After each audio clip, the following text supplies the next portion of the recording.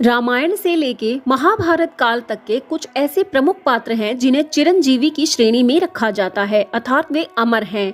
ये कहा जाता है कि उन्होंने अपने अच्छे कर्मों के कारण अमर होने का वरदान मिला, तो कहीं अपने बुरे कर्मों के कारण आज भी ये श्राप झेल रहे हैं। तो चलिए आपको बताते हैं कि वो कौन से मुख्य पात्र हैं जो आज भी पृथ्वी लोक पर मौजूद हैं, किसे आशीर्वाद और किसे श्राप के रूप में मिली अमरता। तो चलिए शुरू करते हैं वीडियो में लास्ट तक जरूर बने रहें ताकि आपको ये मुख्य जानकारी मिल सके।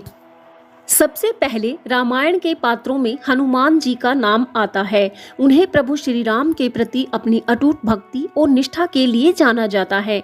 जब हनुमान राम जी का संदेश लेकर अशोक वाटिका में माता सीता के पास पहुंचे तो माता सीता ने प्रसन्न होकर उन्हें अमरता का आशीर्वाद दिया था। वहीं श्री राम ने भी जब वे स्वर्ग लौट रहे थे तब उन्हें अमर होने का वरदान दिया था। दरअसल श्री राम को ये ज्ञात था कि हनुमान जी उनके परम भक्त हैं, वे उन्हें नहीं जाने देंगे।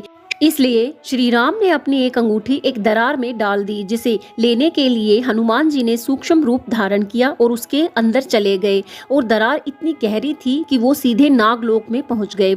वहां के राजा ने उन्हें बताया कि श्री राम आपको रोता नहीं देख सकते, इसलिए आपके साथ ये छल करना पड़ा। तब हनुमान जी ऐसे कैसे जाने दे सकते थे श्री राम को। उन्होंने श्री राम को रोक लिया और ये कहा कि प्रभु मुझे भी अपने साथ ले जाइए। तब श्री राम ने उनसे कहा कि नहीं हनुमान, तुम्हारा मुख्य उद्देश्य मेरे विचारों को इस पृथ्वी पर पहुंचाना है। धर्म की रक्षा करना ही तुम्हारा उद्देश्य है और इस उद्देश्य पूर्ति के लिए तुम्हें इस पृथ्वी पर सदा सदा के लिए बने रहना है। इस तरह श्री राम हनुमान जी को समझाकर और उन्हें अमरता का आशीर्वाद देकर स्वर्गलोक लौट गए थे। दूसरे नंबर पर जो पात्र आते हैं वो बहुत ही शक्तिशाली हैं। उनका नाम है भगवान परशुराम। जी हाँ, भगवान परशुराम को भगवान विष्णु का ही अवतार माना जाता है। उनका जन्म एक ब्राह्मण परिवार में हुआ था। वे भगवान शिव के अनंत भक्त थे। उनकी भक्ति से प्रसन्न होकर भगवान शिव ने ही परशुराम को अमरत्व का आशीर्वाद दिया था।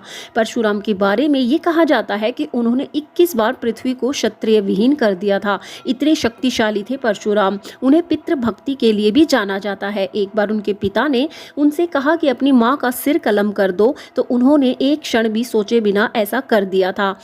दरअसल नदी किनारे एक बार उनकी माता एक गंधर्व से आकर्षित होकर अपना सतीत्व खो बैठी थी। तब उनके पिता को ये पता चल गया था और उन्होंने अपने चारों पुत्रों को यह आदेश दिया कि अपनी मां का सिर कलम कर दो। तभी 3 पुत्रों ने ये मना कर दिया, लेकिन परशुराम जी ऐसे थे जिन्होंने एक क्षण भी नहीं सोचा और अपनी मां का सिर काट दिया था। तब उनके पिता उनसे बहुत प्रसन्न हुए, बोले कि तुम्हें क्या चाहिए। तब परशुराम जी ने फिर से कहा कि मेरी मां को जीवित कर दीजिए। इस तरह जिसका नाम पहले राम था, अपनी मां को परशु के सहारे काटने के कारण ही परशुराम नाम मिला और अपनी पितृभक्ति के लिए भी वो जाने गए। और भगवान शिव से मिले वरदान के कारण वो आज भी अमर माने जाते हैं। तीसरे नंबर पर आते हैं द्रोणाचार्य के पुत्र अश्वत्थामा, जो महाभारत का एक ऐसा महत्वपूर्ण पात्र है जिन्हें अमरता वरदान के रूप में नहीं बल्कि एक श्राप के रूप में मिली है। दरअसल भीम और दुर्योधन युद्ध के बाद जब दुर्योधन मृत्यु को प्राप्त हो रहा था तो वो तड़प रहा था और कह रहा था मेरी अंतिम इच्छा है 5 पांडवों का कटा हुआ सिर देखना। तब अश्वत्थामा ने कहा कि मित्र, मैं तुम्हारी ये अंतिम इच्छा पूरी करूंगा। और वो ये करने के लिए पांडवों के शिविर में घुस जाता है, जहां पर उसे दुष्टदुम्न सोया हुआ दिखता है, जो द्रौपदी का भाई था। उसने सोचा अपने पिता की मृत्यु का बदलाव लेने का भी यही अवसर है। तब वो एक तलवार से दुष्टदुम्न के टुकड़े टुकड़े कर देता है। उसके बाद वो दूसरे शिविर में जाता है तो वहां पर 5 व्यक्ति सोए हुए थे, जहां उसे लगता है कि ये 5 पांडव हैं। और अश्वत्थामा बिना सोचे और ये जाने कि वे कौन हैं, उन 5 को भी मार देता है, उनका वध कर देता है। इसके बाद उसे पता चलता है कि ये 5 और कोई नहीं, ये तो पांडवों के पुत्र हैं। अब अश्वत्थामा पांडवों से बचने के लिए इधर उधर छुपने लगता है, लेकिन श्री कृष्ण और पांडव उसे पकड़ लेते हैं। श्री कृष्ण कहते हैं जैसे तुमने 5 बालकों का वध किया है, इसके लिए तो तुम्हें बहुत बड़ी सजा मिलनी चाहिए।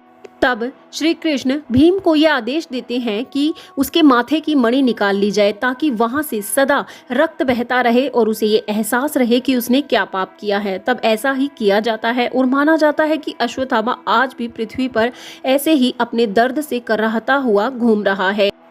तब तब अश्वत्थामा वहां भी नहीं रुका था। उसने अंत में भी पांडवों को मारने का प्रयत्न किया और यहाँ तक कि ब्रह्मास्त्र भी चलाया, और जब वो कामयाब नहीं हुआ तो उसने उस ब्रह्मास्त्र को उत्तरा के गर्भ की ओर मोड़ दिया ताकि उसका पुत्र मर जाए, और हुआ भी ऐसा ही था। लेकिन श्री कृष्ण ने अपने वरदान से उसे फिर से जीवित कर दिया था, जिसका नाम बाद में परीक्षित रखा गया था।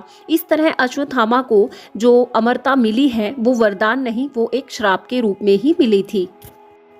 अगला नाम है रामायण के पात्र विभीषण जी का, जो एक ऐसे पात्र हैं जो श्री राम भक्त कहलाते हैं। रावण का भाई होते हुए भी उन्होंने राम के प्रति अपनी भक्ति नहीं छोड़ी। उनकी इसी भक्ति के चलते उन्हें भगवान राम से अमरता का आशीर्वाद मिला था, क्योंकि उन्होंने पूरे संघर्ष में श्री राम का साथ दिया था। यहाँ तक कि रावण ने उन्हें अपने महल से निकाल दिया, लेकिन फिर भी उन्होंने अपने भाई के प्रति मन मैला नहीं किया था। लेकिन जब अंत में धर्म की स्थापना का प्रश्न था और एक स्त्री की मर्यादा का प्रश्न था, तब उन्होंने श्री राम का साथ दिया और अपने भाई के रहस्य को बताकर इस पृथ्वी से बुराई का अंत करवाया था। इसी के चलते राम ने रावण पर विजय प्राप्त की थी और सोने की लंका भी फिर बाद में विभीषण को ही सौंप दी गई थी। तब श्री राम ने उनसे कहा कि लंका में इतनी बुराई है, सभी पात्र इतने बुरे हैं, उनके बीच में एक ऐसा पात्र जो इतनी भक्ति लिए हुए अपने हृदय में घूम रहा है, तो उसका अमर होना बहुत आवश्यक है, क्योंकि इस पृथ्वी को ऐसे व्यक्तियों की बहुत जरूरत है। इसलिए भगवान श्री राम ने विभीषण को भी अमर होने का वरदान दिया था।